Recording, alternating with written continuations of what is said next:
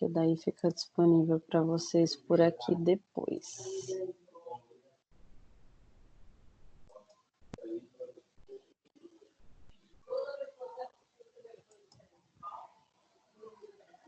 Da parte de fotossíntese e respiração, a gente dá um vislumbre do que é a parte da fotossíntese realizada pelos cloroplastos, né? Que são organelas dos vegetais, que fazem síntese de glicose a partir de calor, tá? Pensa da luz do sol, do calor que vem lá do sol. Não é só do sol, né? Uma fonte de calor. Essa organela consegue, a partir de CO2 presente no ar e a partir de água, né? Os vegetais, geralmente, a gente fornece água para eles,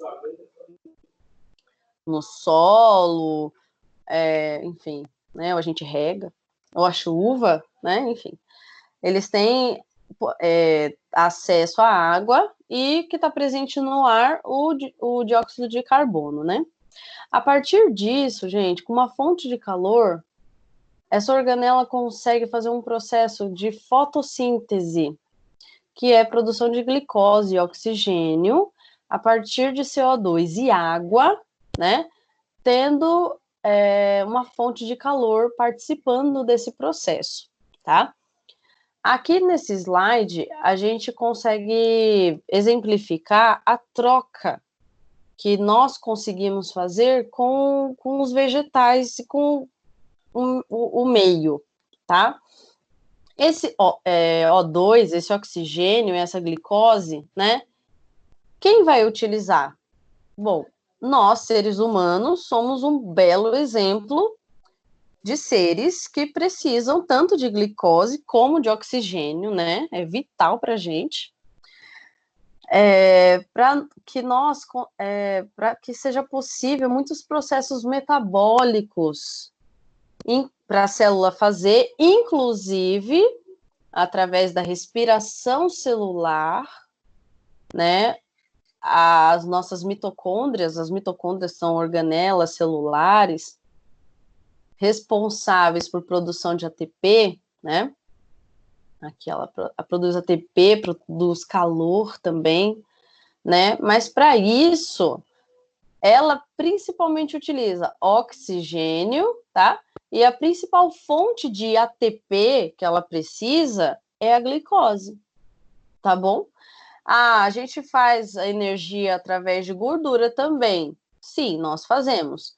Mas a glicose é a principal fonte energética utilizada pelas células, principalmente pelas mitocôndrias, que são organelas especializadas na produção de ATP. Tá certo? Então, a fotossíntese é um processo em que os vegetais conseguem converter CO2 e água em, através de processos bioquímicos, produzir glicose e oxigênio como produtos, e precisam de uma fonte de calor para esse processo acontecer. Certo? Entendido?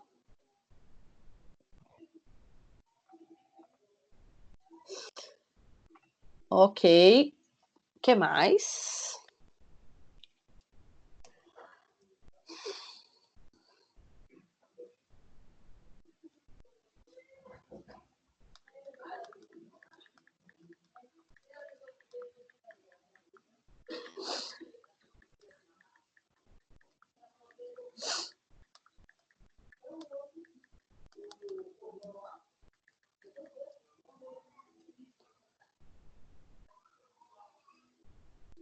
Quando acabar as dúvidas dessa primeira aula, a gente passa para a segunda, tá, pessoal? Eu não consigo abrir várias ao mesmo tempo, então a gente passa primeiro as dúvidas da primeira aula. Se não tiver mais nenhuma, vocês me sinalizem, porque daí eu passo para a aula 2 e assim sucessivamente. Professora? Oi. Boa noite, é a Beatriz. Professora, só para complementar, de uma forma assim mais resumida, nas fases metabólicas, o anabolismo, ele através da energia e moléculas simples, ele é responsável por formar novas moléculas, ele é para formar, Sim. E o catabolismo é para quebrar moléculas e produzir energia, através dessa Isso. quebra de moléculas. De uma forma Sim. resumida, é isso. Isso, perfeito. Aqui eu coloquei um obrigada. slide, tá? Nada.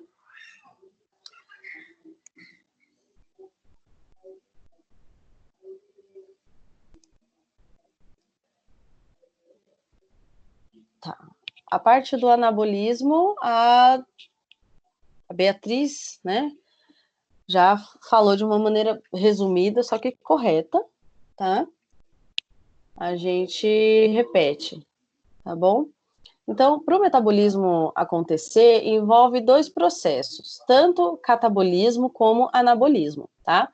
O anabolismo, gente, é síntese, é produção de macromoléculas celulares necessárias, como os polissacarídeos, que são os carboidratos, tá?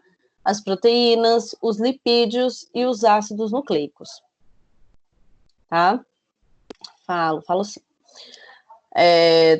Beleza? Então, a partir de moléculas precursoras, que são os aminoácidos, os açúcares, os ácidos graxos e os nucleotídeos, né, as nossas células captam essas moléculas e as utilizam para produzir essas moléculas maiores que vão ser utilizadas pela célula. De uma maneira contrária, se a célula precisar de energia, se a célula precisar de ATP para vários processos metabólicos que ela precisa fazer, precisa de ATP, precisa de energia. Para acontecer a contração muscular, eu preciso de ATP. Então, se vira a mitocôndria, produz ATP para mim. O que vai acontecer? Basicamente, a gente vai usar esses glicídios que vêm dos carboidratos, lipídios, principalmente do triacilglicerol e as proteínas, no catabolismo, que é quebra, né? Do mesmo jeito que a gente construiu anteriormente, a gente vai quebrar para que essas moléculas forneçam, elas não vão virar energia, tá? Elas vão ser fonte de energia para as nossas células utilizarem esse ATP para os processos bioquímicos e processos que são celulares, tá bom? Então, a parte de síntese de moléculas envolve o anabolismo. Síntese e produção quer dizer a mesma coisa. E quebra ou degradação envolve o catabolismo. As células têm a parte apolar e polar. Ainda tenho dúvida qual parte está internamente ou externamente. Se a apolar está na parte interna ou externa. Bom, as células ou a membrana celular, você quer dizer, Jéssica? Deixa eu ver aqui se tem a parte de alguma membrana aqui que a gente já... Ah, membrana. Bom, você pode guardar essa dúvida para a aula de membranas, porque seria mais fácil eu mostrar para vocês do que simplesmente falar. Mas lembra que a membrana é uma bicamada fosfolipídica. Lembram disso? A membrana é uma bicamada fosfolipídica, tá? E essa bicamada, quer dizer que são duas camadas, né, de fosfolipídios. O que um fosfolipídio tem na composição? Um fosfolipídio só. O que ele tem na composição, basicamente? Alguém pode me dizer? Escrever? Fósforo mais ácido graxo, professora? Isso, a cabeça fosfato, que é a cabeça polar que a gente fala, e os ácidos graxos, por isso que ele tem duas perninhas. Então, ele tem a cabeça polar e dois ácidos graxos que formam a cauda apolar, tá? A cabeça polar, ela interage com a água. E a cauda apolar, ela não interage com a água, ela repele água, certo? Como a membrana é uma bicamada, tá? A gente tem duas camadas de fosfolipídios e tanto dentro da célula como fora da célula, a gente tem água. Então, essas utilizem a imaginação, então, tá? Então, esses ácidos graxos, essas perninhas apolares, elas repelem a água, então elas vão ficar para o lado de dentro da membrana. Quem vai ficar para o lado de fora da membrana? As cabeças fosfatos, tá? Cabeça que contém fosfato desse fosfolipídio, que ela é polar. Então, tanto numa camada como na outra, a gente vai ter... Quem vai interagir com a água? A cabeça polar, tá? Tanto a porção que fica do lado de dentro da célula, como a porção que fica do lado de fora da célula. Tá? Deixa eu só ver aqui se tem alguma foto de membrana, porque senão só na aula de membranas mesmo que eu consigo mostrar isso para vocês e vocês podem repetir a pergunta, tá bom? Acho que não.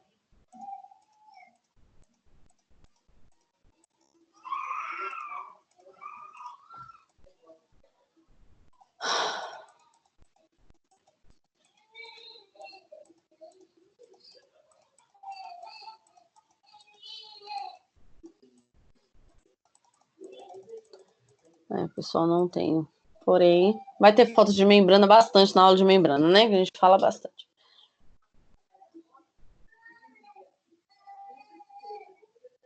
Então, Jéssica. Bom, vou ter que abrir a aula de membrana, gente. Vou ter que abrir. Vocês aguardem aí.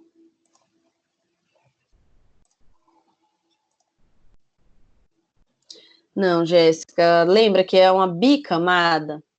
Então, os ácidos graxos ficam com as perninhas para dentro da membrana, se encontrando, e as cabeças ficam do lado de fora, tá? Vou abrir aqui a aula e eu mostro para você. Só aguardar que uma hora abre.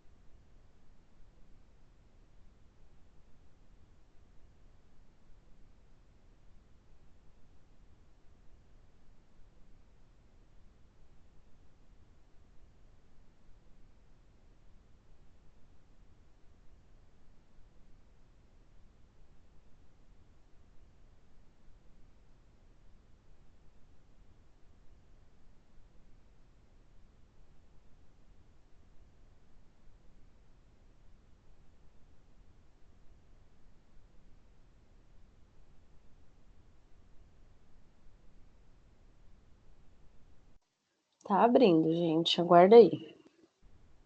Por gentileza.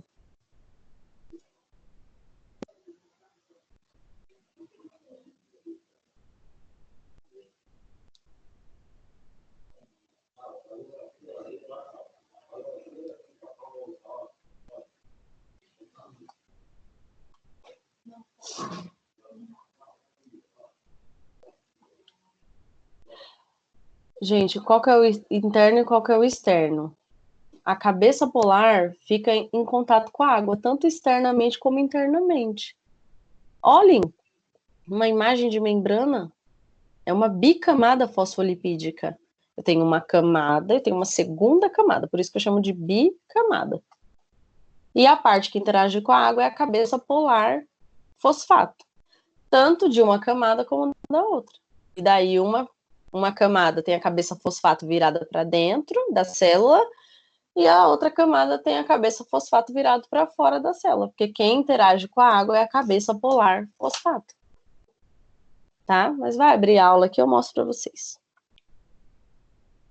Polar interage com a água, ponto.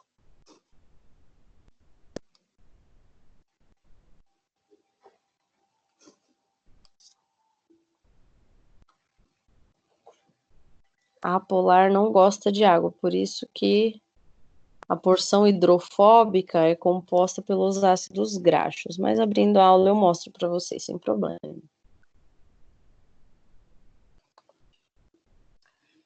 Imagina. Não, peraí que vai abrir. Essa aula vai abrir. Ela é pesadinha. Por isso que eu falei pra gente fazer aula 1, depois aula 2, porque daí eu não tenho que ficar abrindo várias aulas, sabe? E aí demora muito, eu não consigo ajudar tanto assim vocês. Mas se for uma dúvida realmente, assim, não tem como, só você falando, professora, eu não consigo entender. Aí eu mostro o slide, que é mais fácil.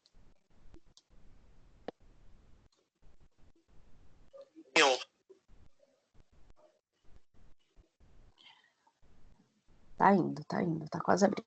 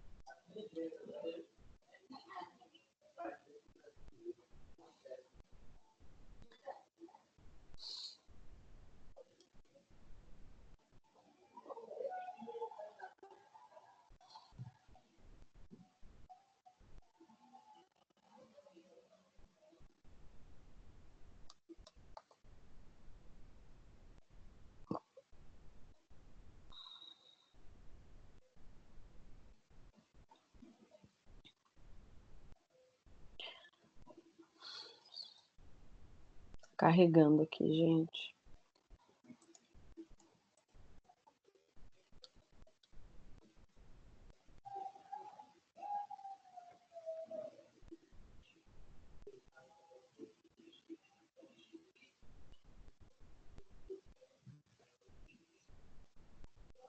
Ô, Senhor, tá difícil. Calma aí, gente.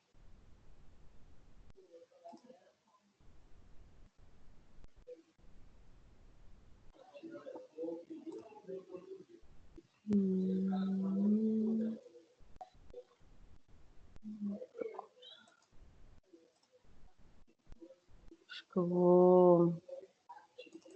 Essa aula de membranas, eu vou compartilhar a tela com vocês, acho mais fácil. Só não consigo ver muito bem o... Não consigo ver o chat, na verdade, né? Mas é rapidinho. As outras aulas eu consigo ver. Janela do aplicativo. Uai. Compartilhar a tela.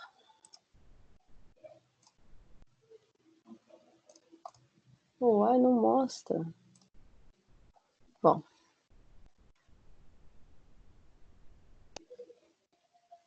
Vocês estão vendo a minha tela, gente?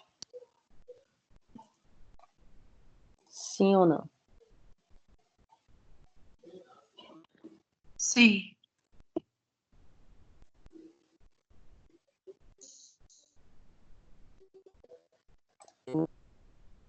Como a Elida, principalmente, e outras pessoas que tiverem, né, essa dúvida. Olha lá. Nessa imagem aqui, a gente consegue mostrar várias moléculas que tem na membrana, tá? Dentre proteína, colesterol, carboidratos, enfim. Mas percebam os fosfolipídios, tá? São esses bonequinhos cabeçudos. Tem a cabeça polar, que é fosfato, né? Que eu mostrei para vocês lá, que tem oxigênio. O oxigênio, ele é polar, ele rouba elétron, então ele consegue ter uma carga, né? Mas, enfim, que torna essa cabeça, que a gente chama de polar, porque tem átomos na composição. Professora, Oi? não tá aparecendo nada na tela, só tá aparecendo o chat e a tela em preto, a imagem não aparece. Coloquei para compartilhar a tela com você.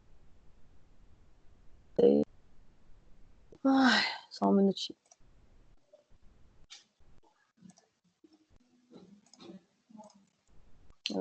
Agora apareceu aqui. E agora estão vendo o slide, gente? Então. A parte da cabeça polar, que vocês visualizam aqui, nessa foto de membrana celular, que tem estruturas dinâmicas, fluidas, que a gente já comentou, Lembra que é uma bicamada fosfolipídica. Então, vejam os fosfolipídios, ó. A gente tem uma camada de fosfolipídios, nesse caso aqui, intracelular, que estão de cabeça para baixo, ao nosso ver, né? E uma camada em cima de fosfolipídios, que estão com a cabeça para cima, tá? Então, não é parte externa, parte interna desses fosfolipídios, não existe isso. É parte externa e interna da membrana. E o que é a membrana? É uma bicamada fosfolipídica. Nós temos fosfolipídios com a cabeça polar que interage com a água e as caudas apolares que repelem a água. Ó, então fica virado para dentro da membrana, tá? Não é para dentro da célula, é para dentro da membrana. E a monocamada intracelular, ó, a camada que fica em contato com a parte intracelular, com dentro da célula, a cabeça polar está virada, né, para dentro da célula, porque dentro da célula também tem água, e essa cabeça polar vai interagir com a água, e as caudas apolares dos ácidos graxos repelem a água, então ela vai para dentro da membrana, tá? Então, essa região que tem as caudas apolares, as caudas que não gostam de água, a gente chama de parte ou região ou porção hidrofóbica da membrana, ou seja, é uma região que contém as caudas apolares dos ácidos graxos que não gosta de água, que não tem afinidade com a água, que repele, que foge dessa água, tá bom? Então, voltando, a membrana plasmática é uma bicamada fosfolipídica, onde a cabeça polar dos fosfolipídios é virada para interagir com a água, tanto fora da célula como dentro da célula, e as caudas apolares, elas repelem água, então elas ficam viradas para dentro da membrana, que fica cauda polar com cauda polar. Certo?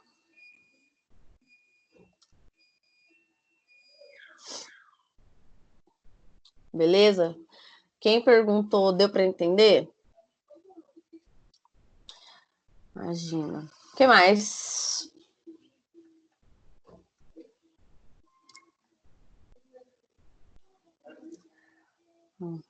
Tá, porque se não deu, gente, pergunta, falo de novo. Ou então manda outra pergunta aí.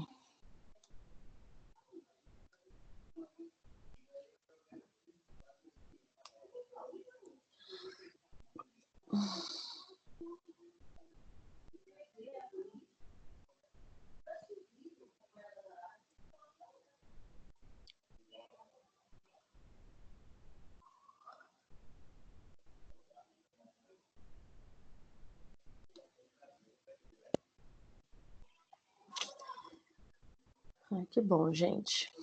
É bom, a gente não dá para passar a matéria inteira toda de novo, né? A gente não tem tempo para isso, mas a gente consegue pelo menos tirar dúvida, né? Que vocês estudaram e não conseguiram entender uma parte ou várias partes, a gente consegue sentar para tirar dúvida.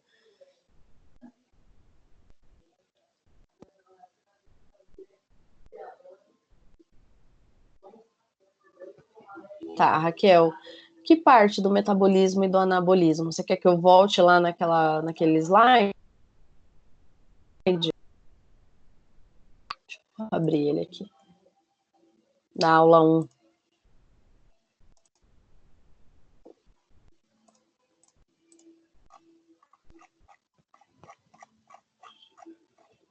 Qual que é a sua dúvida pontual?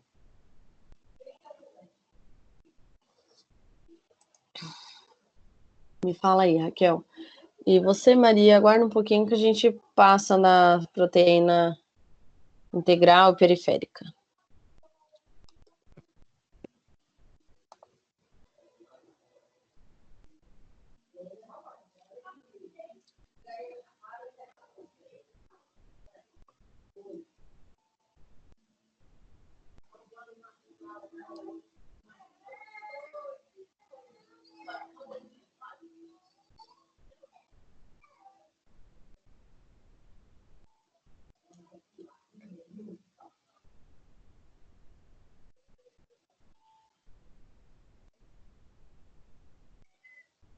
Não, hoje não.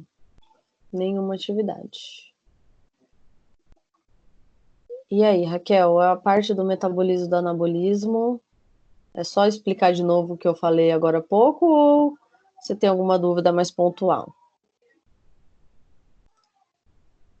Não, professora, já entendi. Foi isso Já? mesmo. Desculpa. Tá. Já, Não, obrigada. imagina. Eu estava se me te- enrolando aqui no chat aqui. Estava toda enrolada no chat. sem problema. Tá bom, que bom, então. Se tiver mais alguma dúvida, fala. E você, Maria, eu vou colocar aqui a aula de membranas de novo, para a gente falar de proteína periférica e proteína integral. Primeira coisa, gente, proteína integral e proteína transmembrana é a mesma coisa, tá? A integral, ela atravessa a membrana, e a transmembrana também atravessa completamente a membrana. O que é proteína periférica? É proteína que não se estende até a porção hidrofóbica, ou seja, ela não tem contato com as caudas apolares. Tá? Ela não tem contato com as caudas apolares. Então, nesse exemplo aqui, ó, essa proteína 4, ela é integral, tá? Por quê? Ela tem contato com a porção hidrofóbica. É muito fácil ver que ela é integral quando ela atravessa a membrana, ó. 1, 2 e 3 aqui nessa imagem são integrais, sei disso. Você falou que as integrais atravessam a membrana, tá? Professor, acho que não está aparecendo o slide. É mais fácil abrir pelo Teams. Mas não tá abrindo, né, para facilitar a nossa vida, então a gente, de novo, coloca aqui, passo a passo, pronto. Então, nessa imagem aqui, gente, tanto a proteína 1, 2, 3 são integrais. Elas atravessam a membrana, também posso chamar tanto de proteína integral como proteína transmembrana, né? Mas, deixa essa 4 para depois. Vou falar das periféricas. As periféricas, elas não estão em contato com a porção hidrofóbica, tá vendo? Nenhuma delas. Ó, só as proteínas que a gente tem que prestar atenção nos exemplos são as verdes, tá? São essas minhoquinhas retorcidas verdes. E elas estão sempre ancoradas ou ligadas com alguma outra molécula da membrana, mas elas não estão em contato com a porção hidrofóbica da membrana, que a gente acabou de discutir, que é a porção hidrofóbica, que é a porção lá das caudas apolares, dos ácidos graxos, tá? Quando essa proteína, ela não necessariamente precisa atravessar a membrana, tá? Quando atravessa, é fácil da gente bater o olho. Atravessou, pronto, ela é integral, tá? O que gera dúvida é essa 4 aqui. Uma proteína integral ou uma proteína transmembrana, ela é quando a proteína consegue chegar até a porção hidrofóbica da membrana, tá? Quando ela se liga na porção, né, ela tem contato com a porção hidrofóbica, a gente chama de proteína integral, tá? Óbvio que essas proteínas aqui, a 1, a 2 e a 3, se ela atravessa a membrana, óbvio que ela tem contato com a porção hidrofóbica, tá? Mas quando uma proteína vai, sei lá, até a metade, assim, ó, tá inserida até a metade da membrana, da bicamada lipídica, ela é integral também, porque ela tem contato com a porção hidrofóbica da membrana, tá? E quando ela não tem contato com a porção hidrofóbica, ela é periférica, tá? Pensa que ela tá na pontinha, ela só tem contato com moléculas com a porção hidrofílica, ou ela pode estar ligada assim numa cabeça polar, mas ela não tem contato com a cauda polar da membrana, ou ela tá ligada com outras moléculas, açúcares, outras proteínas, como no exemplo 7, no exemplo 8, ó.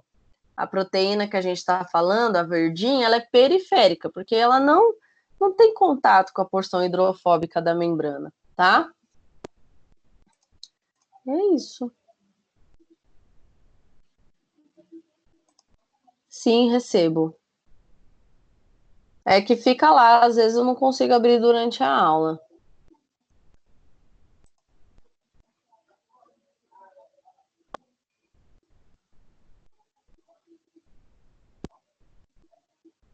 Olha, eu não vou ter como resolver agora. Porque eu não consigo ler tudo, todas as mensagens que me mandam, mas eu vou ler, tá bom, gente? E depois eu respondo. Bom, juntem as dúvidas, por mais que sejam muitas, e coloquem aqui para eu poder explicar para vocês. Certo? Da parte de quem perguntou da membrana, das proteínas periféricas e transmembrana. Ok? Imagina, Adriana, eu vou ler sim sua mensagem, mas tenho outras mensagens também para ler, para responder, e não pode ser no horário de aula, tá bom? Bom, gente, o que mais? Oi. Então, em termos simples, então, a periférica é aquela que se estende à porção hidrofóbica, e a integral e a transmembrana, ela não tem contato, então, com essa porção hidrofóbica, é isso? Não, é completamente ao contrário. A periférica... Fala. Pode falar. A periférica, ela tá pendurada na membrana. Ela não tem contato com os ácidos graxos dos fosfolipídios, tá? Ela tá na pontinha, ela se liga a alguma molécula que está na ponta, nas pontas da membrana, ou pro lado de fora ou pro lado de dentro. As proteínas transmembranas ou as proteínas integrais, ou elas atravessam a membrana completamente, né? Ou elas atravessam a membrana até a metade, mas elas têm contato com a porção hidrofóbica. Quem é a porção hidrofóbica? Os ácidos graxos, tá? As caudas apolares. Então, quando ela é integral ou transmembrana, quer dizer a mesma coisa, ela tem contato com essa porção hidrofóbica. Quando ela é periférica, ela está na periferia da membrana, ou seja, está nas pontinhas. Então, ela não vai ter contato com essa porção hidrofóbica. Deu para entender? Sim, tá? Agora entendi. Obrigada. Nada.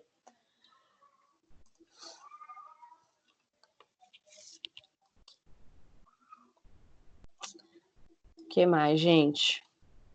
Tem bastante matéria que eu sei, vocês falam que tem bastante dúvida. Coloca aqui para eu poder ajudar vocês.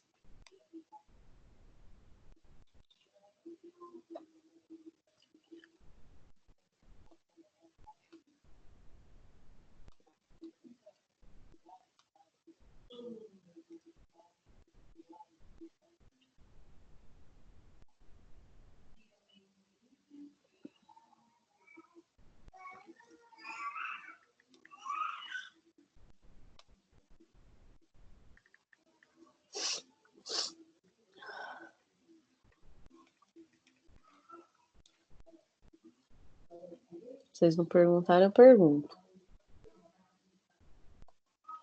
Daí a gente revê algumas coisas.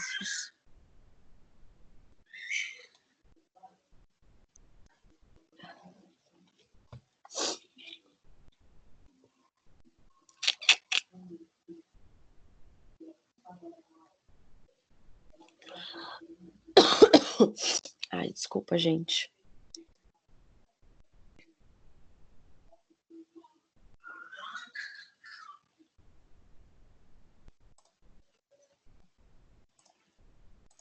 Gente, 48 pessoas aí na sala, legal. Nenhuma pergunta mais vocês estão digitando, né? Vou aguardar, vou parar de ser ansiosa.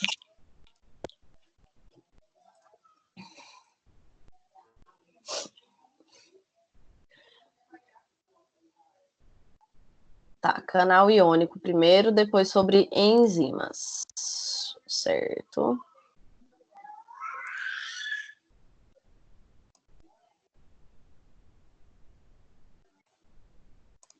Deixa eu abrir de novo aqui, aula de membranas, falar de canal iônico. Bom, gente, vamos lá. Os canais iônicos são proteínas, tá? Proteínas integrais, porque elas atravessam a membrana, né? Tem contato com a porção hidrofóbica da membrana. E geralmente os canais iônicos têm essa forma aqui, ó, de múltiplas passagens, né? Forma um canalzinho mesmo, tá? Um buraquinho onde vai passar algum íon, tá? Se for um canal de água, vai passar água. Os canais iônicos são proteínas que permitem a entrada de íons, tá certo? Porque os íons têm carga, né? E como eles são polares, eles não conseguem atravessar a membrana livremente. Então, eles precisam de um auxiliador, tá? Que se chama canal iônico, para passar íon, tá certo? As proteínas de canal, que a gente também chama de canal iônico, elas interagem fracamente com o soluto, ou seja, quem vai passar por elas, que são os íons, eles não ficam grudados no canal, eles usam o canal para passar, tá certo? A gente chama de... tem alguns canais que são poros aquosos, né, que são os canais de água, e o soluto, que geralmente são íons, eles cruzam a membrana através desses canais iônicos, tá? É um transporte passivo, né? Uma difusão facilitada, porque precisa de um facilitador, precisa de alguma proteína que facilite esse transporte, tá? Que no caso são os canais iônicos. A gente tem vários tipos, só para comentar, mas basicamente vocês sabem o que é um canal iônico agora. Esses canais iônicos podem ser controlados por voltagem, então, dependendo de como está essa membrana, né, a gente pode mudar, enfim, vocês vão ver isso mais em fisiologia, tá? Mas existem algumas situações que mudam a voltagem da célula, tá? E essas mudanças, quem mandou mudar essa voltagem? Às vezes algum hormônio, às vezes alguma... Enfim, existem várias situações que podem estimular a célula a fazer isso, depende muito, tá? Mas o que eu quero que vocês compreendam aqui?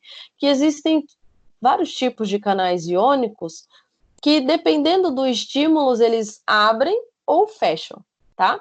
E existem canais iônicos controlados por voltagem, né? Se a gente mexer na voltagem da célula, ele se abre ou ele se fecha. Controlado por ligante, então uma molécula X, lembra que a gente falou de sinalização celular, né? Pode ser uma molécula sinal que se liga a uma região desse canal iônico, né? Muda a conformação desse canal iônico e faz ele se abrir, tá? Esse ligante pode ser extracelular, ou seja, ele veio de fora da célula, como ele pode ser um ligante intracelular, que é dentro da célula mesmo, a molécula vai se ligar a esse canal, fazendo abrir o canal iônico para passar o íon, tá certo? E tem alguns canais iônicos que são controlados mecanicamente. Lembra que eu falei para vocês que a membrana da célula é fluida? Então, existem algumas situações que podem modificar a estrutura da membrana, e essa modificação pode mexer com esses canais iônicos e fazer com que eles abram ou com que eles fechem, tá certo?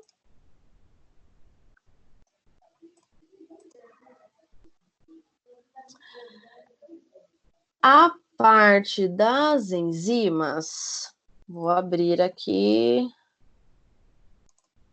vou abrir a aula aqui e compartilhar a tela, melhor, né?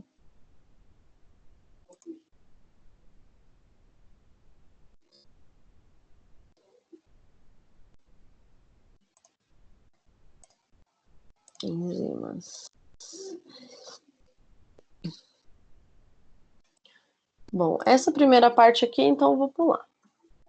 Tá? Falei da termodinâmica, de reação endotérmica, exotérmica, né? O trabalho que as enzimas, muitas enzimas utilizam o ATP, né? Molécula de energia, para fornecer energia para as reações, para diminuir a energia de ativação, né? Essa imagem mostra uma reação, né? A mesma reação, só que na situação de baixo, aqui na linha vermelha, a gente tem presença de enzima, e na linha azul a gente não tem presença de enzima. Isso significa que as enzimas diminuem a energia de ativação, né? Funciona como catalisador biológico. Aqui, deixa eu voltar só um pouquinho.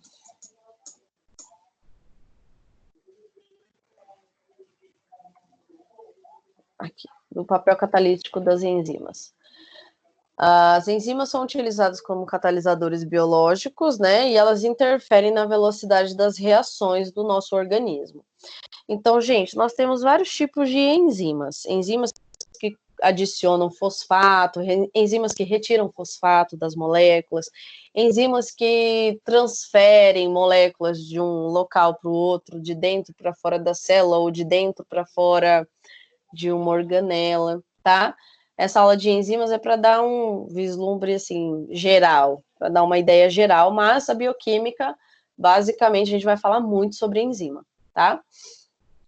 Então, ela reduz a energia de ativação para acelerar o processo, acelerar a reação, tá? Para que ela ocorra mais rápido e sem a necessidade de uma energia tão grande quanto como se não tivesse enzima. Então, a gente fala aqui que a temperatura influencia nessa velocidade da reação, toda enzima tem uma temperatura ótima de trabalho, pH também influencia na atividade enzimática, tá? Então, a enzima é uma proteína, toda enzima é uma proteína, tá? Mas nem toda proteína é enzima, tá? Proteína pode ser canal iônico, proteína pode ser receptor de célula, proteína pode ser alguns hormônios, tá? Lembra que proteína é um conjunto de aminoácidos, tá? Então, as enzimas, elas são proteínas, tá bom? Sempre. E as enzimas são proteínas com função metabólica, de transformação, de converter moléculas, converte uma molécula em outra, tá certo? Ou quebra a molécula em duas, enfim. A gente vai ter muita oportunidade de falar sobre processos enzimáticos. De uma maneira geral, a gente fala que a temperatura influencia, o pH também influencia na atividade enzimática, como, por exemplo, a lipase gástrica, ela tem o pH ótimo na faixa de 4 a 5. Ou seja, dentro desse pH que ela vai ter a sua velocidade máxima de reação, tá? Se eu mexer nesse pH, ela vai diminuir a velocidade da reação dela, a capacidade de converter os nutrientes, de converter as moléculas, tá? Lipase, só para vocês saberem, é a enzima que quebra lipídio, tá bom? Já a lipase do pâncreas, a lipase pancreática que a gente chama, o pH ótimo dela é 8. O local de ação dessa lipase é o intestino. O intestino tem um pH mais alcalino, mais básico mesmo, tá? Ela também vai fazer a mesma função. Quando ela encontrar lipídios, ela vai quebrar, degradar, tá? A pepsina é uma enzima que quebra proteína. Ela é estomacal também. E o pH ótimo de trabalho dela é entre 1,5 e 1,6. Uma faixa bem curta, tá? Então, esses aqui são alguns exemplos para vocês verem como o pH influencia na atividade das enzimas. A gente tem como exemplo a amilase salivar, que a gente tem na saliva, e a lisozima também, que a gente tem na saliva, que promovem degradação de carboidratos da dieta, tá? Essa parte aqui de catalisadores biológicos, as enzimas são catalisadores biológicos de alta especificidade. Deixa eu só verificar uma coisa aqui rapidinho, antes de continuar.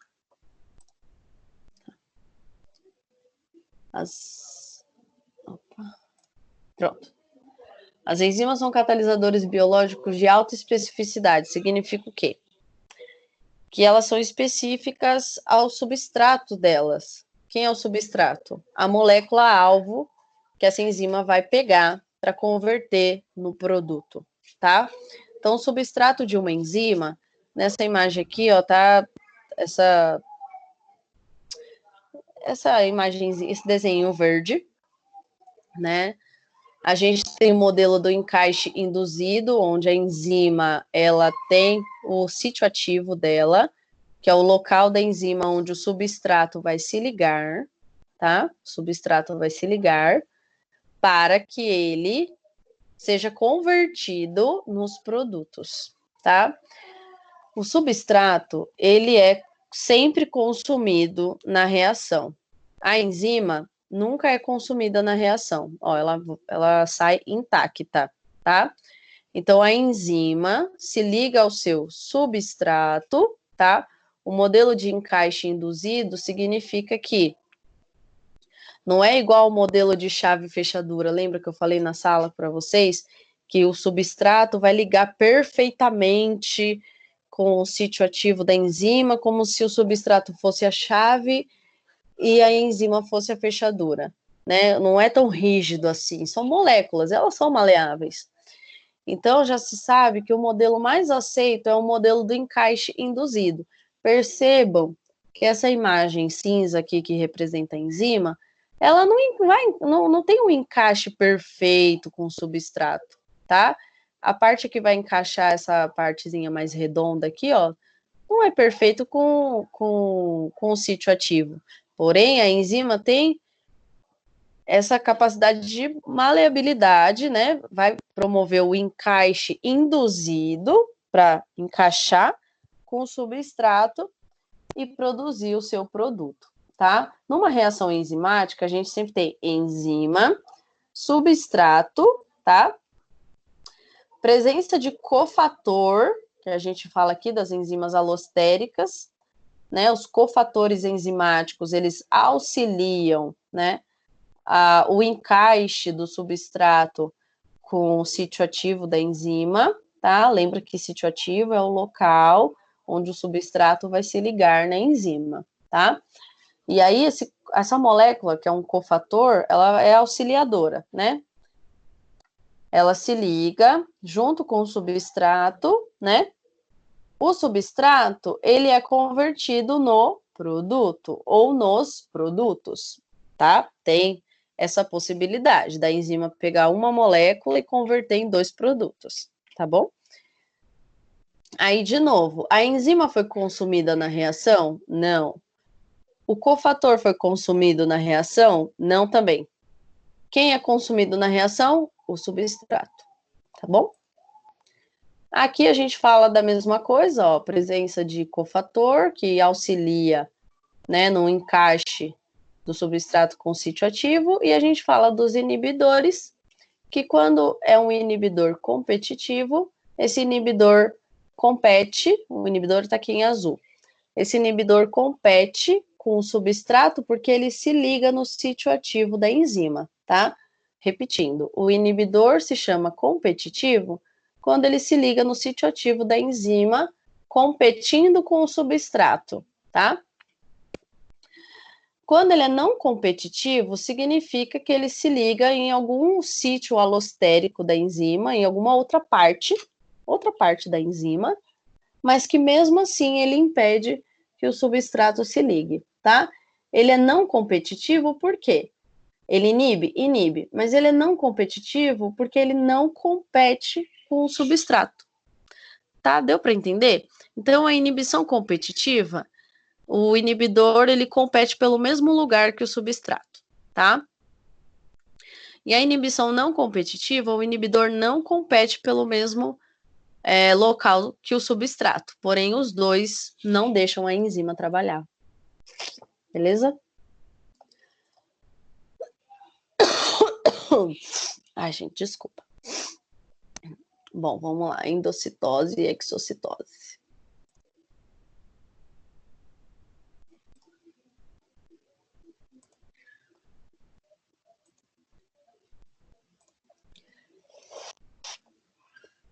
Tanto um como o outro, tanto a endocitose como a exocitose, é transporte de massa, tá? Transporte de massa. O que é aqui, ó, a gente começa falando daqui. Então, a endocitose, de uma maneira geral, é transporte para dentro, transporte de massa, né, para dentro da célula. E a exocitose é transporte de massa para fora da célula, tá? Na endocitose, a gente tem a célula, né, transporta esse material para dentro e tem tipos de endocitose, tá? A fagocitose, que é endocitose de grandes partículas, de restos celulares, enfim. Célula de defesa faz bastante fagocitose, tá? Tanto de bactéria para poder matar, quanto de, sei lá, você sofreu uma lesão no tecido, precisa renovar aquele tecido lesionado. Células de defesa removem esses restos celulares, tá? Por meio da fagocitose. E a pinocitose é o que a gente chama de o beber celular. Ela faz, na pinocitose, ocorre endocitose de fluidos, tá? De líquido e solutos dissolvidos naquele líquido, tá bom? Mas tudo é endocitose, porque é um transporte de massa para o interior da célula, tá bom? Esse material ingerido, gente, se chama vesícula endocítica. Então, se a célula tem uma vesícula endocítica, significa que ela fez endocitose, que ela englobou uma molécula, tá? E uma massa, e trouxe para dentro, tá bom? Aqui a gente consegue ver a formação de uma vesícula endocítica. Aqui a fagocitose, que é uma célula de defesa aqui, ó, emite um pseudópodo, que significa pés. A membrana da célula segue até a bactéria, engloba essa bactéria, ó, tá? Engloba ela completamente e atrás para dentro, tá certo? Aqui, endocitose mediada por receptor. Geralmente, a célula faz uma endocitose. Deixa eu só voltar aqui. Como é que a célula faz essa endocitose, professora? Geralmente é por reconhecimento, tá? Que tá na membrana. Lembra do glicocálix? Lembra dos receptores celulares? Tudo isso tem na membrana. E é através dessa comunicação que a membrana consegue ter contato com outros materiais, no caso aqui com essa bactéria, para conseguir englobá-la, tá?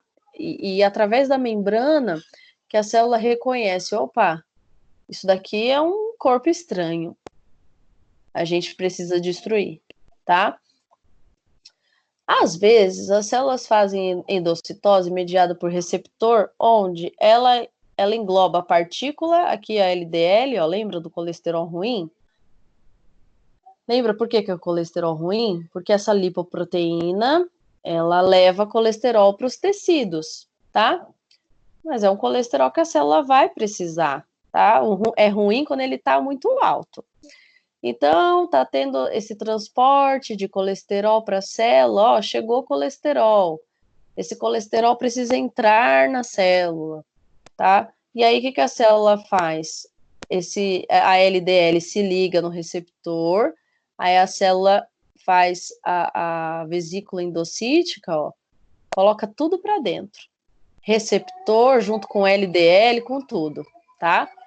Para poder fazer proveito, tirar proveito desse colesterol, aí ele digere dentro da célula para utilizar esse colesterol, depois a célula coloca o receptor de volta na membrana. Tá certo? É uma endocitose mediada por receptor, onde a molécula ou a partícula que vai ser endocitada, ela se liga no receptor e entra na célula, a vesícula endocítica, tanto com a partícula que a célula quer, como o receptor também. E a exocitose é transporte de massa para o exterior da célula, para fora da célula, tá?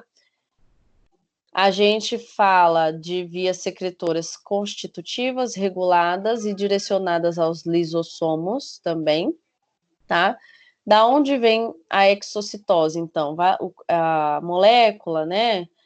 As moléculas, enfim, o material que precisa ser tirado da célula, ele é produzido lá no complexo de Golgi, né? Que faz as vesículas secretoras, e essas vesículas secretoras são direcionadas para o exterior da célula. Como isso acontece? Então, a gente tem aqui o aparelho de Golgi, o complexo de Golgi, né? Que a gente já conhece. A gente sabe que o complexo de Golgi, ele faz um melhoramento das proteínas, ele finaliza o processo de síntese de algumas moléculas, né? Produção de algumas moléculas. E ele vai separar para fazer as vesículas, né? O que é uma via secretora? Secretora vai causar vai secretar esse material, vai liberar da célula esse material. Uma via secretora constitutiva significa, gente, a produção de uma molécula X, a produção de alguma proteína ou de algum hormônio que ocorre constitutivamente. O que isso significa? Ocorre de maneira constante, tá? Que ocorre de maneira constante para aquela célula. Ela constantemente vai produzir aquela molécula para fazer exocitose daquilo, tá bom?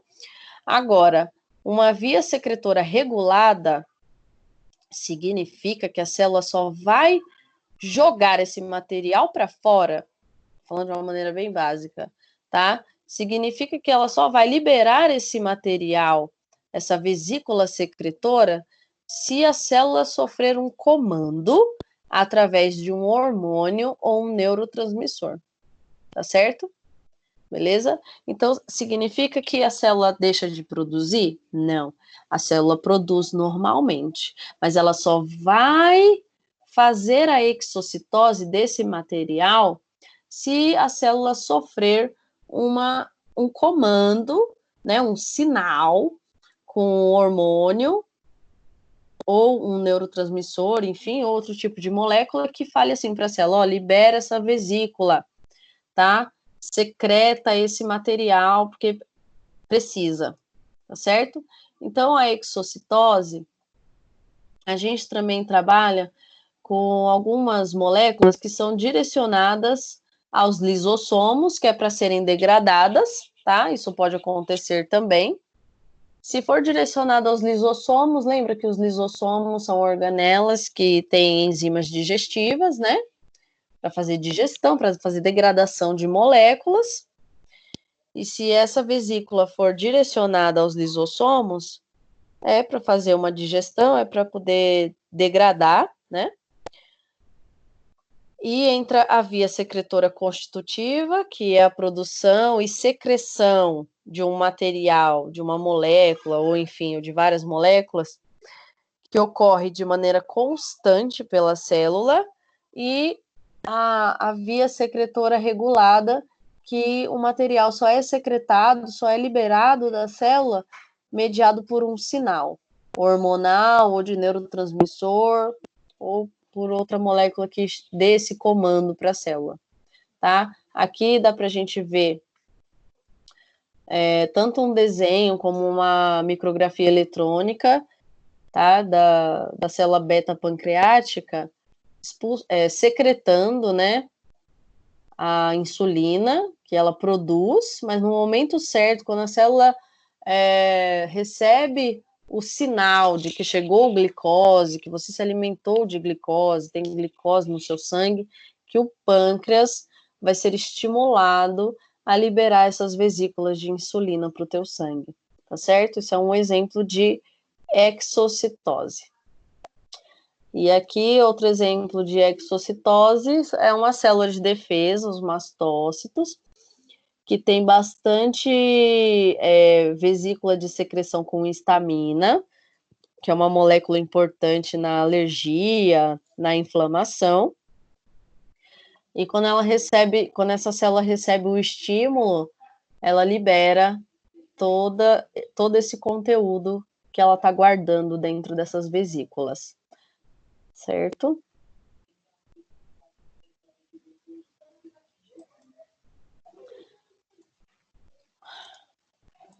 É isso de exocitose e endocitose. Vamos ver, a Jéssica perguntou, a bomba de potássio e sódio seria potássio para dentro, sódio para fora. Isso no transporte ativo, correto? Sim. A tendência do sódio, Jéssica, é entrar na célula. A tendência dele é entrar na célula, porque tem pouco dentro da célula. Então, a tendência dele é entrar, tá? Por isso que a célula usa a energia para jogar o sódio para fora e colocar o potássio para dentro, tá? Então, a bomba de sódio e potássio é o transporte de 3 sódios para fora da célula e 2 potássios para dentro da célula, tá? E é transporte ativo, porque tem gasto de ATP, gasto de energia, beleza?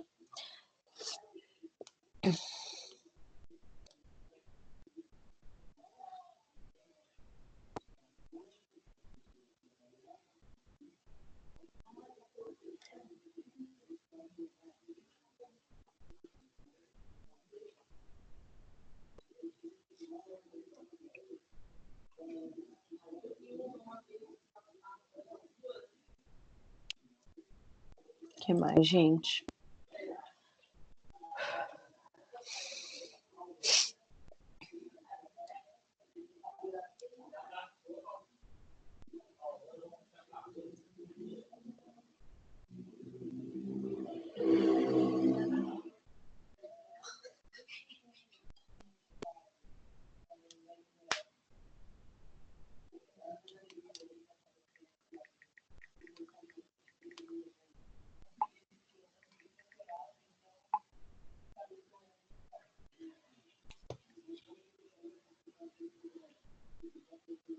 Claro.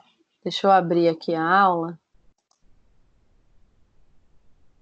Eu acho que pelo Teams vai abrir essa aula, porque ela é menos pesada. Todas as aulas abrem, é que hoje a gente está sem tempo de esperar, né? Estrutura dos aminoácidos, tá, vamos lá. Tá abrindo a aula aqui pelo Teams mesmo.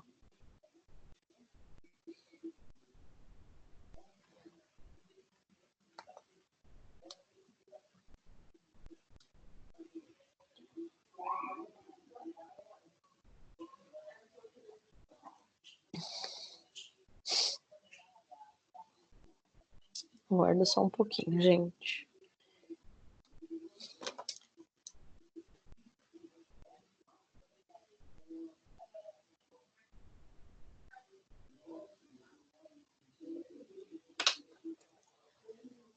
Aminoácidos e proteínas. A estrutura básica dos aminoácidos. Vou colocar aqui em tela inteira para mim, que é mais fácil. A estrutura básica dos aminoácidos inclui um grupo carboxila, tá? Que é na lateral do aminoácido aqui, da primeira imagem, um carbono ligado duplamente com oxigênio e com uma hidroxila, que é oxigênio mais o hidrogênio, tá? Esse é o grupo carboxila. Um grupo amino, que é esse NH2, tá? Nitrogênio mais 2 hidrogênios, tá? Esse é o grupamento amino e uma cadeia lateral distinta, grupo R. Por que cadeia lateral distinta? Porque cada aminoácido tem a sua, tá? Todos os aminoácidos têm grupamento carboxila, grupamento amino, por isso chama aminoácido, tá? Mas o grupo R é uma variação, que cada aminoácido vai ter a sua cadeia lateral, tá certo? Ligados ao átomo de carbono alfa, tá? Os aminoácidos são as unidades básicas dos peptídeos e das proteínas. Então, as proteínas, os peptídeos são um conjunto de aminoácidos. Aminoácido, dando a mãozinha para o aminoácido, através de ligações peptídicas, tá? E eles se agrupam conforme a natureza da cadeia lateral, que pode ser apolar, que vocês já sabem o que é, né? Polar sem carga, polar com carga negativa e polar com carga positiva. Aqui nessa imagem, os aminoácidos apolares, que também são chamados de hidrofóbicos, ou seja, não gostam de água, olha a cadeia lateral deles, gente. Está em azul. Esses aminoácidos, a cadeia lateral está em azul, tá? O que mais tem nessas cadeias laterais é carbono com carbono, com carbono, com carbono. Então, dificilmente vai ter um átomo aí que seja mais eletronegativo do que outro, porque é tudo carbono, né? E acaba que não interage bem com a água pela quantidade de carbono que tem, tá certo? É apolar. Agora, os polares, os aminoácidos polares, a gente também chama de hidrofílicos, porque eles gostam de água. Eles interagem com a água com muita facilidade, tá certo? Olha lá, acha a serina, tá? Serina é o primeiro aminoácido aqui. A cadeia lateral é verde, tá? A cadeia lateral dele tem carbono, hidrogênio e uma hidroxila. Essa hidroxila, ela consegue formar ponte de hidrogênio com a água. Tem carga? Não tem carga, mas vocês já conhecem o comportamento do oxigênio em meio aquoso, não conhecem? Então, ele pode ser que forme pontes de hidrogênio com a água, né? Então, é polar, porque é hidrofílico, interage com a água, tá certo? Quando se trata de um polar com carga negativa, olha lá o aspartato. A cadeia lateral dele é rosa, tá? O aspartato, ele tem um carbono ligado, né, com oxigênio e outro oxigênio, mas esse oxigênio está com carga negativa, ele está com um elétron a mais. Ele roubou o elétron de alguém. E ele está com uma carga negativa, tá? Então, a gente chama de polar negativo. Agora, olha a lisina, que é um aminoácido, a cadeia lateral dele é laranjinha. É o primeiro desses polares com carga positiva. A gente tem um nitrogênio aqui, que está ligado com 3 hidrogênios, tá? E um desses hidrogênios perdeu o elétron dele, então ele está com carga positiva. Lembra que carga positiva significa perda de carga negativa, tá? Enfim, tá com carga positiva aqui, né? Então a gente chama de polar, porque tem polo, né? Ou polo negativo ou polo positivo a gente chama de polar. Mas esse aqui é polar com carga positiva, porque a gente verifica uma carga positiva nessa cadeia lateral, tá certo? Os aminoácidos se unem por ligações peptídicas, tá? A estrutura dos aminoácidos, a primária, que a gente fala, né, que é a cadeia linear de aminoácidos, elas se unem por ligações peptídicas, tá certo? É isso, da estrutura dos aminoácidos é isso. O que mais?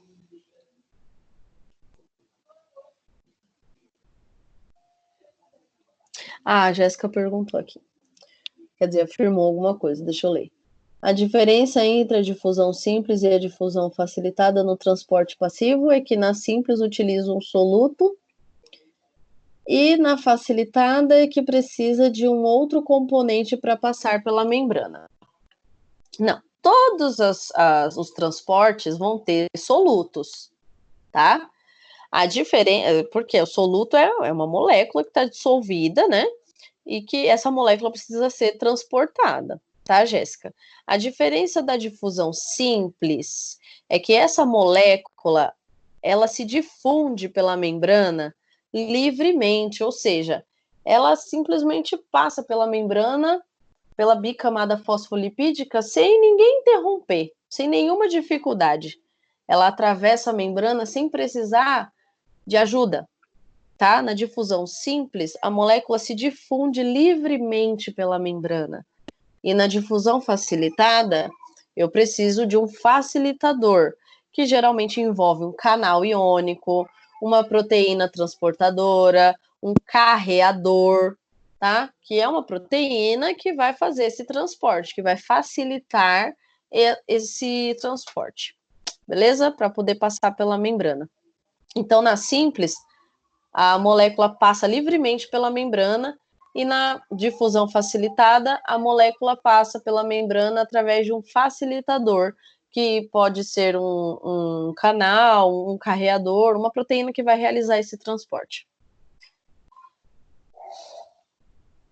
Certo? O que mais, gente? Acho que dá tempo para mais uma pergunta. Daí a gente continua na sexta-feira.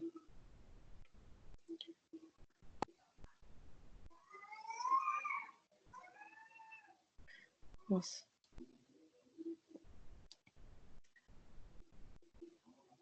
A estrutura quaternária das proteínas, vamos lá.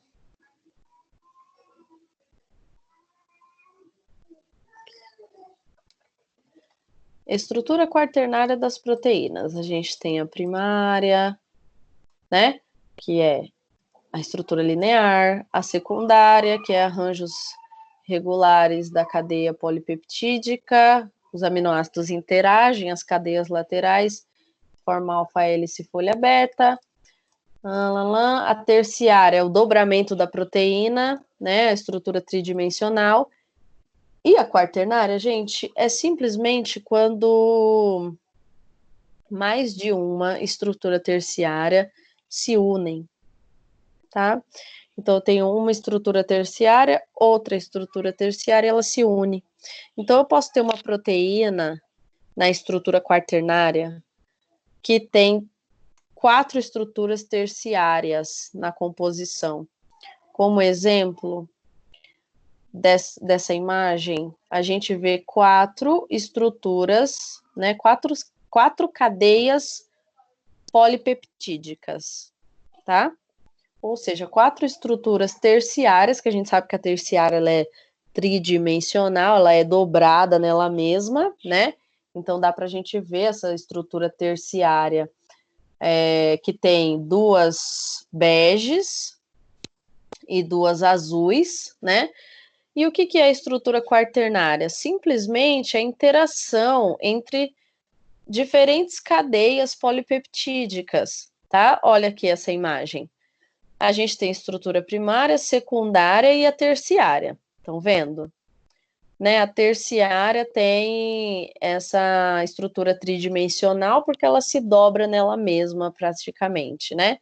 E o que é estrutura quaternária? É quando mais do que uma, pode ser 2, pode ser 3, pode ser 4 estruturas terciárias se unem, tá? E aí a gente chama de estrutura quaternária. Beleza?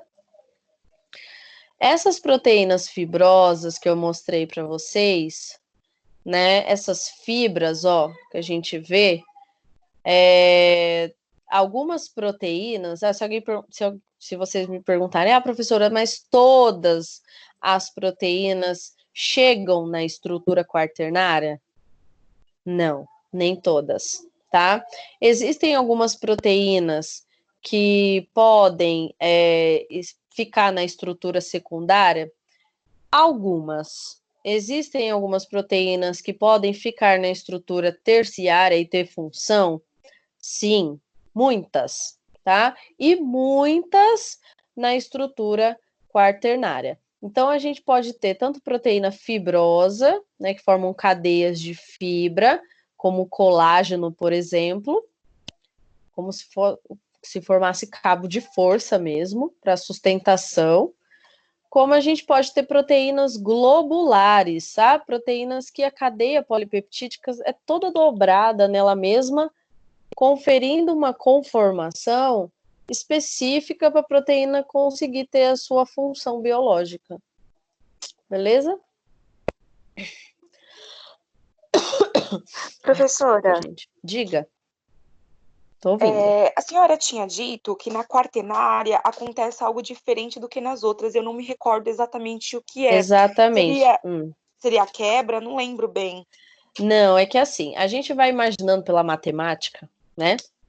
Que a estrutura primária ela é uma coisa, aí a secundária é a mesma proteína, só que ela mudou o formato, né? Aí na terciária é a mesma proteína, só que ela mudou mais ainda o formato. Aí a gente pensa que na quaternária ela vai, sei lá, virar alguma coisa além. Mas não é, ela para na estrutura terciária. O formato dela é até a estrutura terciária.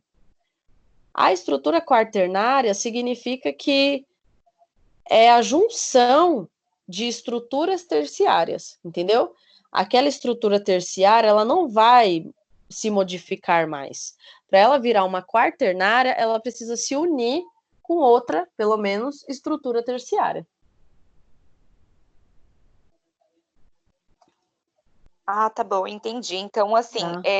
ela se modifica até a terciária, e na quaternária ela é a junção de duas ou mais terciárias. Exatamente, ela é a junção de duas ou mais terciárias.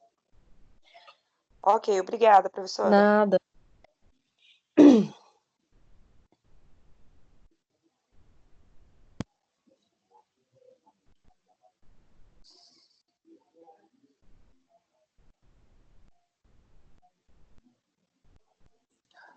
Mais alguma pergunta para hoje, gente?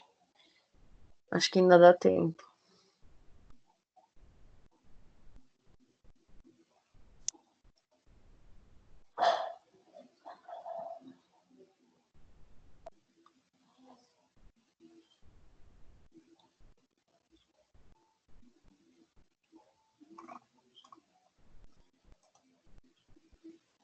Tipos de vias metabólicas. Está na aula de enzimas, se eu não me recordo. Se eu me recordo bem. Deixa eu só abrir aqui.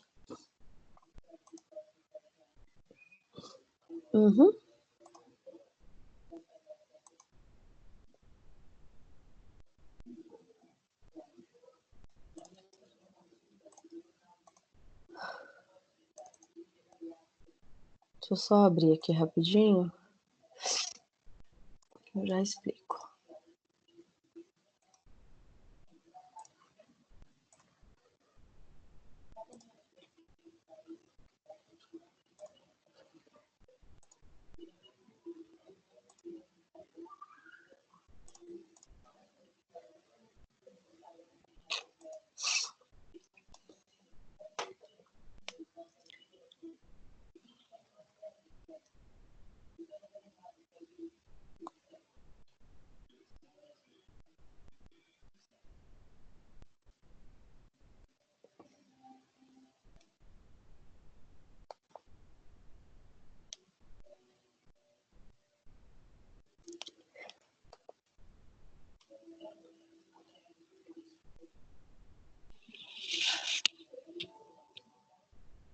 Abrimos. Na aula lá de enzimas, então, gente.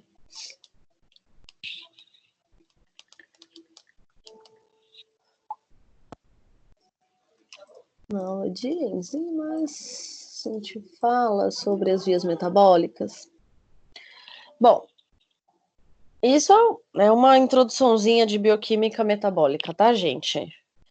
Que a gente vai estudar vias metabólicas. Exemplo, como a glicose é quebrada para ser fonte de energia e a célula conseguir formar um ATP através de via metabólica, de várias vias que envolvem o metabolismo da glicose, né?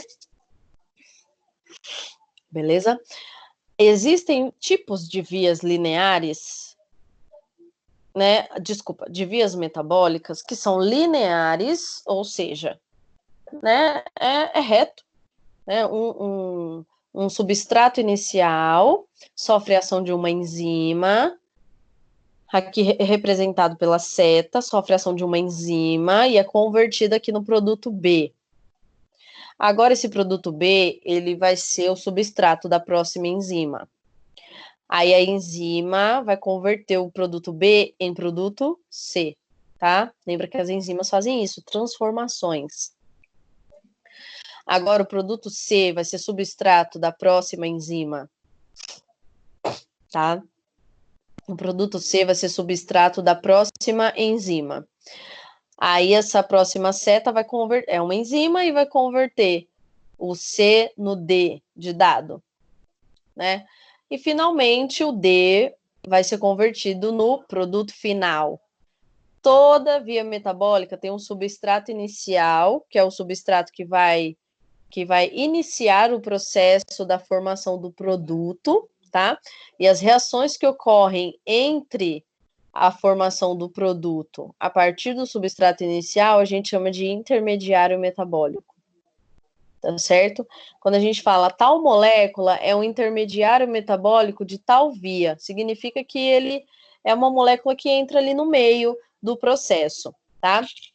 Existem as vias cíclicas, que da mesma forma tem um substrato inicial, o produto final, que quando ele é formado, ele sai do ciclo, e os intermediários metabólicos continuam sendo formados, chegando o substrato, o ciclo vai continuar girando, tá?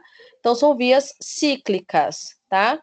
Que a gente vê que o produto, o C, o D é formado no E, depois no B de novo, e esse B vai entrar no ciclo de novo, tá? E do mesmo jeito a gente tem um substrato inicial e um produto final. As vias ramificadas significa que são vias que interagem, tá, gente? São vias que interagem. Então, poxa, professora, uma via metabólica envolvendo o metabolismo dos carboidratos, ela pode ter relação com vias metabólicas que têm a ver com as proteínas? Sim, são vias metabólicas ramificadas, tá certo? E daí dá interação com outras vias.